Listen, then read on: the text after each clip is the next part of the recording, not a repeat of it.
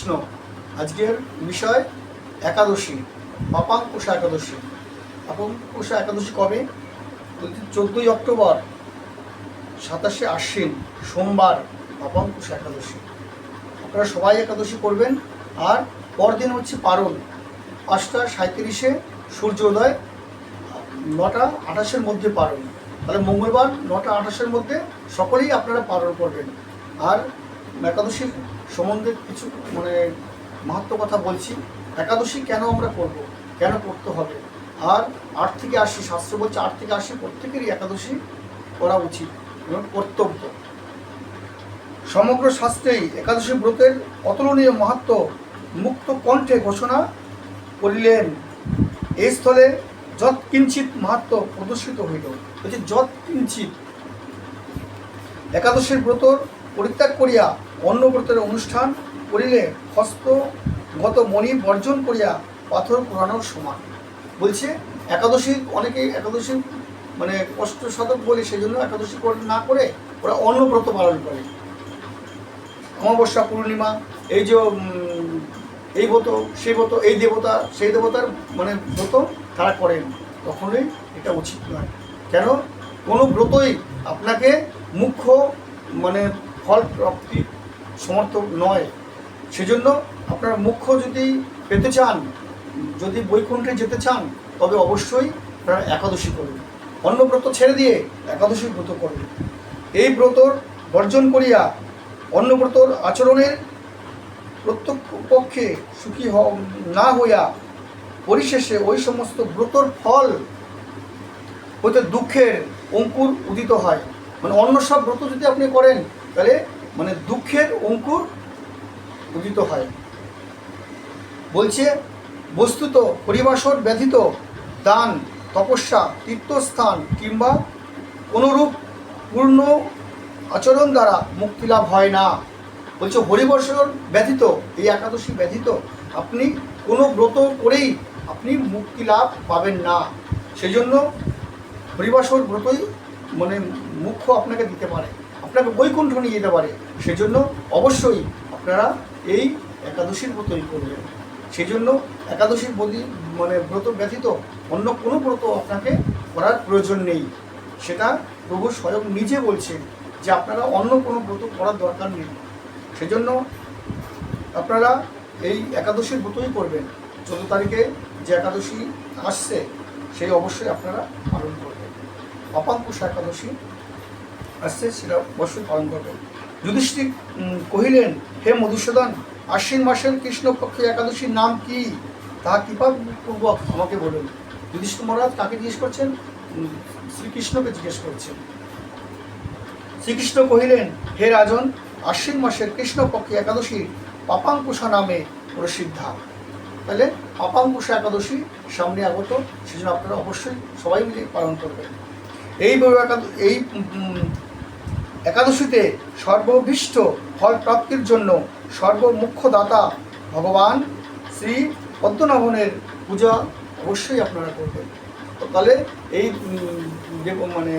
পাপাঙ্কুশা একাদশীর দেবতাকে পদ্মনাভন। বলে জিতেন্দ্রীয় মুনিগণ দীর্ঘকাল তপস্যা করিয়া যে ফল প্রাপ্ত হন, ভগবান বিষ্ণুকে প্রণাম করিলে সেই ফল প্রাপ্ত হয় যায় বা প্রাপ্ত হয়। তাহলে বুঝতে পারছেন, আপনারা মনের তীর্থস্থান দর্শন করবেন, যা ফল হবে। আর একবার এই দিনে, এই একাদশীর দিনে, পাপাঙ্কুশা একাদশীর দিনে আপনারা বিষ্ণুকে প্রণাম করবেন, এক ফল প্রাপ্তি হবে।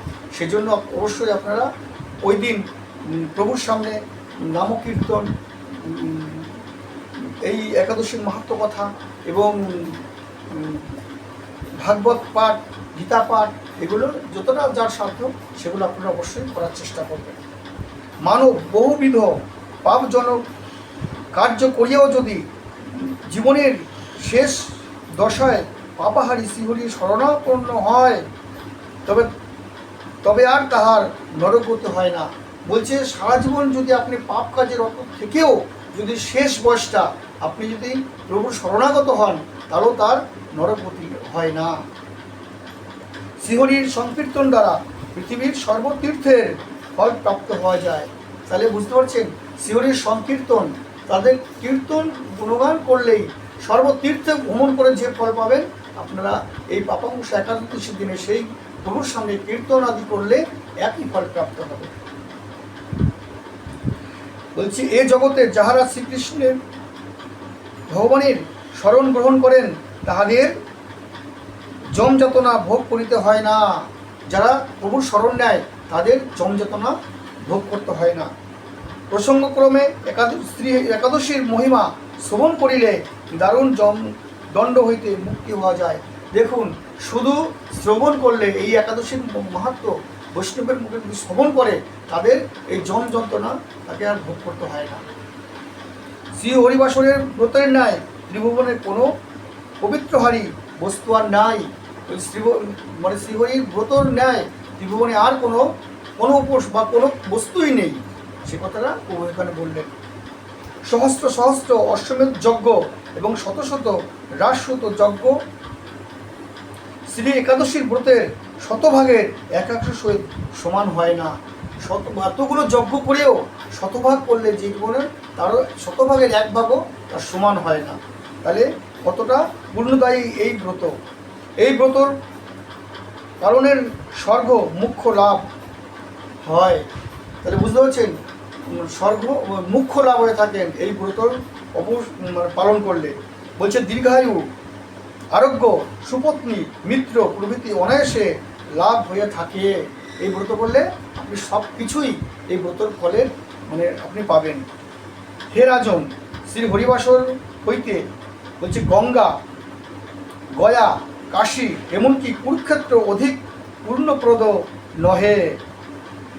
বলছে আপনার গয়া, কাশী এবং কুরুক্ষেত্র যে দর্শন করে যে ফল, এই ফল আপনি ততটা থেকেও বেশি এই ফল এখানে পাবেন এই একাদশীর ফলে। বলছে হে ভূপাল, একাদশীতে রাত্রি জাগরণের সহিত উপবাস করিলে অনায়াসে বৈকুণ্ঠ লাভ হয়।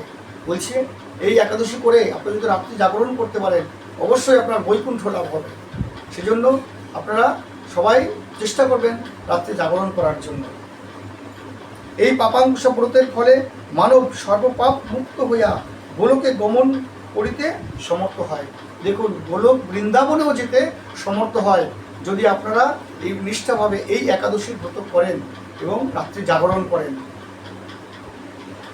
এই পবিত্র দিনে যিনি সুবর্ণ, তিল, ভূমি, দুগ্ধপতি গাভী এবং অন্ন, জল, পাদুকা, বস্ত্রাদির দান করেন তাহাদের আর যমালয় গমন করিতে হয় না। আপনারা যা পারবেন সেদিনকে দান করবেন। মঠ মন্দির থাকলে মঠ মন্দির দান করবেন, বৈষ্ণব থাকলে বৈষ্ণবকে যত কিঞ্চিত আপনারা সেদিন দান করবেন। যাহারা এ সকল পূর্ণ কার্য হইতে বিরত থাকেন, বলছে লৌহ ভস্ত্রর ন্যায় তাহাদের জীবন বিফল। আপনারা যদি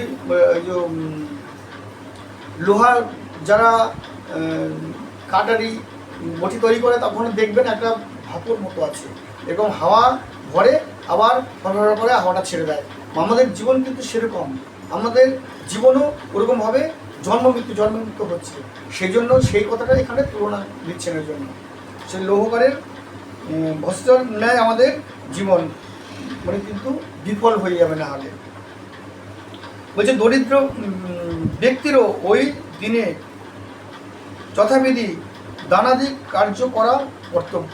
বলছে যে খুব দরিদ্র তারও তার সামর্থ্য অনুযায়ী কিছু না কিছু দান করলে ভালো হয়, সে কথাটা এখানে নির্দেশ করছে। যাহারা নিষ্ঠার সহিত এই ব্রত পালন করিবেন তাহারা নরক যন্ত্রণা হইতে মুক্ত হইয়া এবং উচ্চ বংশের জাত হইয়া নিরোগ ও দীর্ঘায়ু হইবেন। বলছে যদি নরযন্ত্রণা তো হবেই না, পরের জন্মে আমরা উচ্চ বংশের জন্ম হবে এবং বৈষ্ণব ঘরের জন্ম হয়ে নিরোগ কোনো রোগ থাকবে না, দীর্ঘায়ু হয়ে তার হরিভোজন তারা করতে পারবে। অত্যন্ত পাপাচারীও যদি এই ব্রতর পূর্ণ অনুষ্ঠান করেন তবে সেও রৌরব নরক মহা নরক যন্ত্রণা হইতে মুক্ত হইয়া বৈকুণ্ঠ সুখ লাভ করিবেন। বলছে অত্যন্ত পাপাচারী, সারা জীবন সে পাপ করেছে, সেও যদি শেষ বর্ষে এই ব্রত উপবাস করেন তবেও সে বৈকুণ্ঠ সুখ লাভ করতে পারবেন। সেজন্য আপনারা অবশ্যই এই ব্রত সবাই মিলে পালন করবেন এবং রাত্রি জাগরণ করার চেষ্টা করবেন। আর পরের দিন মঙ্গলবার অবশ্যই পালন করবেন। পালন তো আমি আগেই বলে দিয়েছি, 9টা 28-এর মধ্যে পালন না করলে কিন্তু আপনারা এই ব্রতের ফল কিন্তু পাবেন না। এবং ওই সূর্যোদয় থেকে পালনের টাইমের মধ্যেই আপনারা পালন করবেন। সেজন্য অবশ্যই সবাই এই পাপা পুষ একাদশী করবেন আর সবাই গোলক বৃন্দাবনে ভ্রমণ করবেন। এই কথা বলে যাচ্ছি। হরে কৃষ্ণ।